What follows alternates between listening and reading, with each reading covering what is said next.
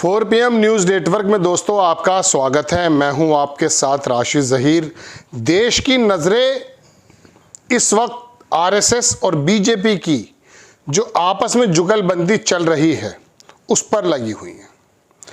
आप और हम जब एक बुनियादी मसले में उलझे रहते हैं, वहाँ सत्ता का बदलना लगभग तय माना जा रहा है। बेंगलोर में मीटिंग हुई, मैंने पिछले हफ्ते आपको बताया था इसके बारे में, और 12-13 दिन पहले मैंने आपसे ये कहा था कि 30 तारीख में प्रधानमंत्री और मोहन भागवत की मुलाकात नागपुर उनके मुख्यालय पे होने जा रही है। ऐसा बताया जा रहा है, चूँकि नागपुर तो जा रहे हैं प्रधानमंत्री जी, वहाँ पर भारतीय जनता पार्टी के अध्यक्ष के चुनने की बात है या फिर कुछ और है। आपके कानों में ये बात पड़ भी गई होगी कि प्रधानमंत्री जी को क्या 2027 के बाद राष्ट्रपति बना दिया जाएगा। अजीब अजीब से कयास लग रहे हैं। देश के एक बहुत बड़े पत्रकार हैं, मैं उनकी डिबेट सुन रहा था। उन्होंने कहा कि चूंकि मुर्मू जी का समय कार्यकाल ख़त्म हो रहा है और वो 75 साल वाली भी आपने सुनी है, 72-73 साल वाली क्या है वो अवधि बीजेपी की, उसमें प्रधानमंत्री जी को हटाने की बात है। चूँकि 2029 में मोदी जी के बारे में संघ ऐसा नहीं सोचता है, लोगों का कयास है कि शायद मोदी जी पार लगा पाएँ भारतीय जनता पार्टी की। अनपॉपुलर हो गए हैं, अर्थव्यवस्था के मोर्चे पर फेल हैं, जियो पॉलिटिक्स में क्या मजाकें बन रही हैं वो सब आप जान चुके हैं, बहुत सारी चीज़ें। तो क्या सिर्फ राष्ट्रीय अध्यक्ष को चुनने की वजह से ही अभी बेंगलोर में जो जेपी नड्डा साहब पहुँचे हैं, अपना ही नायाब अपने ही जगह दूसरा बंदा चुनने पहुँचे हैं? ऐसा तो संभव नहीं है। और चुनने के बाद सीधे प्रधानमंत्री जी के पास आए हैं और आकर ब्रीफिंग दी है, चूँकि 30 तारीख में मोहन भागवत की मुलाकात है। अब ये चर्चाओं का तो बाजार गर्म होगा, क्योंकि आरएसएस का एक अलग कार्यकाल है, अलग काम करने की पद्धति है, और बीजेपी का अलग विंग है। लेकिन ये देश और पूरी दुनिया जानती है कि आरएसएस के प्रचारक समय समय पर बीजेपी की मदद करते हुए आए हैं। बल्कि महाराष्ट्र में जो चुनाव थे, फडणवीस ने बहुत साफ कहा कि हम जीत नहीं सकते हैं, लिहाजा हमें आरएसएस की ज़रूरत महसूस हो रही है। और आरएसएस अपना काम भी करता है, ड्राइंग रूम बैठक करता है। बताइए, चले जाते हैं आरएसएस के प्रचारक और वो जो लोग शाखा में आते हैं, सुबह सुबह देश के उन तमाम लोगों से बातचीतें करते हैं घरों में जाकर के, और बताते हैं कि देखिए हमने क्या बुनियाद रखी। वो एक अलग मसला है। मैं आपके सामने ये दो तीन कयास वाली खबरें लेकर नहीं आया हूँ। मैं आपके सामने ये खबर लेकर आया हूँ दोस्तों कि राहुल गांधी का क्या डर इसके अंदर शामिल है। देखिए कितनी इंपॉर्टेंट बात कह रहा हूं मैं। राहुल गांधी का डर इस बात में शामिल है कि आरएसएस को हटाना ही पड़ेगा प्रधानमंत्री नरेंद्र मोदी को।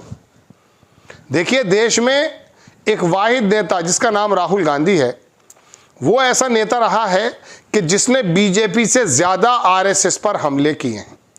आरएसएस की नफरत फैलाने वाले कार्यक्रमों का उसने खुलेआम विरोध किया। और जब भी देश के अंदर कोई काम हो, संविधान के बदलने की हो, हिंदू राष्ट्र की हो, या कोई भी वर्गीकरण करने का मामला हो, वो हमेशा आरएसएस के बारे में राहुल गांधी इतना कहते हुए नजर आए हैं कि बाकी विपक्ष के नेताओं के अंदर इतनी हिम्मत नहीं रही। आरएसएस दरअसल किसी भी सूरत में पहले भी राहुल गांधी को पप्पू बना करके ये बताने के लिए कामयाब हो गया था कि ये नेता कोई ज़्यादा सीरियस लेने लायक नहीं है। लेकिन उस व्यक्ति ने सड़क पर उतरकर, ज़मीन पर उतरकर हज़ारों किलोमीटर की जो यात्रा नाप कर रख दी, उससे महसूस हो गया कि इसके कद को हम हटा नहीं सकते। आरएसएस को खाली मोदी जी को हटाने का सवाल नहीं है दोस्तों। याद रखिएगा, राहुल गांधी अगर प्रधानमंत्री बन जाते हैं तो कुछ हो या ना हो, आरएसएस का संगठन इस प्रकार से साफ तो नहीं हो पाएगा, लेकिन फिर भी उसकी जड़ों को काट दिया जाएगा। जैसा कि कहते हैं कि नफरत फैलाना या वर्गीकरण करना, और देश के अंदर जितना भी ये आप चीज़ें नज़र आती हैं, मोदी जी के जाने से पहले नागपुर जाना, नागपुर का वायलेंस हो जाना, औरंगजेब को कब्र से उखाड़ करके ले आना, ये सारे काम पता है जाता कि बिना आरएसएस की मर्जी के नहीं होते। फडणवीस जो अपने आप को बताते हैं कि मैं आरएसएस के नज़दीक हूँ, क्या वो बिना उसकी मर्जी के औरंगजेब को कब्र से उखाड़ लाएंगे? योगी आदित्यनाथ जो मोदी से ज़्यादा आरएसएस के करीब बताए जाते हैं, और देश में और प्रदेश में किस प्रकार से उनका डंका बज रहा है हिंदुत्व के मंच पर, वो पूरी दुनिया जानती है। दोस्तों, बात यह है कि क्या राहुल गांधी का वो डर इतना समाया है कि उनको मालूम है कि मोदी जी ये नैया पार नहीं कर पाएंगे 2029 में, लिहाजा 2027 में मुर्मू जी की जगह पर तो प्रधानमंत्री मोदी को रख दिया जाए और भाजपा का अध्यक्ष भी अपने कब्जे में आ जाए। ऐसा लोगों का कहना है, लोगों का विचार है। लेकिन राहुल गांधी का जो मैं कह सकता हूं कि ये डर कि अगर 2029 में राहुल गांधी की सरकार, यूपीए की सरकार या इंडिया गठबंधन की सरकार आ जाती है, वो इसलिए नहीं आती कि उनका बहुत बड़े काम है, वो इसलिए आ सकती है कि 400 सीट का नारा देने वाले मोदी जी 240-39 पर सिमट गए थे। और इसी वजह से लोग जानते हैं कि जियोपॉलिटिक्स में अर्थव्यवस्था के मोर्चे पर आखिरकार हो क्या गया। ये चुनाव जो महाराष्ट्र का है, हरियाणा का है, जो जीती हैं बीजेपी, दिल्ली का चुनाव जीती है, इसके अंदर तो आरएसएस ने वो बात करके दिखाई है जो जेपी नड्डा ने कहा था कि अब हम सक्षम हैं, अकेले जीतने के कगार पर हम ले जा सकते हैं। संघ ने उसमें भी कोई ज्यादा मुंह अपना नहीं जो है कह सकता हूं कि कहता ना बिसोरा था, वो तो बहुत लॉन्ग टर्म की प्रोसेस है। ये सितंबर में जो 100 बरस पूरे होने जा रहे हैं आरएसएस को, और उनके जो मंत्री हैं दत्तात्रेय होसबोले, उन्होंने जो अपनी प्रेस ब्रीफिंग, 1 साल का प्रोग्राम इनका पूरा तय होता है दोस्तों, उसमें उसने कहा कि 2 अक्टूबर को विजयदशमी है, हालांकि गांधी जी की जयंती भी उसका जिक्र नहीं किया है। उस दिन सत्य को स्थापित करने का काम हम कर रहे हैं पूरे देश में। वो कौन सा सत्य को स्थापित करना चाहते हैं? आप और मैं महंगाई की मार में जब 2 जून की रोटी के चक्कर में पड़े हुए हैं, देश में दरअसल दोस्तों चल कुछ और रहा है। यही वजह है कि खबर देने वाले के जिम्मेदारी ये ज़्यादा बन जाती है कि जब आप अपने परेशानियों में मुनहमिक हैं और अर्थव्यवस्था और हालात ख़राब है बेरोज़गारी के और महंगाई के, उस समय आपको यदा कदा ये बता दिया जाए कि देश में दरअसल चल क्या रहा है। जेपी नड्डा जो बेंगलोर से आए हैं और सीधे प्रधानमंत्री के पास गए हैं, वो इसीलिए तो गए नहीं कि वो अपने बारे में बात करने गए थे। वहाँ से तो क्या उनको 2 टूक ये बता दिया गया कि प्रधानमंत्री पद ही चेंज होना है। और इसकी वजह अगर हुई, चूंकि आरएसएस ये बात साबित कर चुकी है कि आपसे कुछ नहीं हो पाएगा, अब करने वाले तो हम हैं। हरियाणा का हो या महाराष्ट्र का हो या दिल्ली का हो, चुनाव हम जिता रहे हैं आपको। और बुरा नुमाया नजर भी आया है आरएसएस की सक्रियता।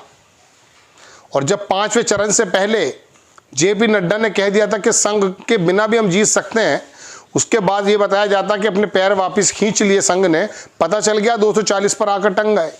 तो इस समय संघ का जो हैंड है वो अपर हैंड पर है। तो दोस्तों मैं आपको बताना सिर्फ ये चाहता था कि संघ को अपने सर्वाइवल का भी सवाल है।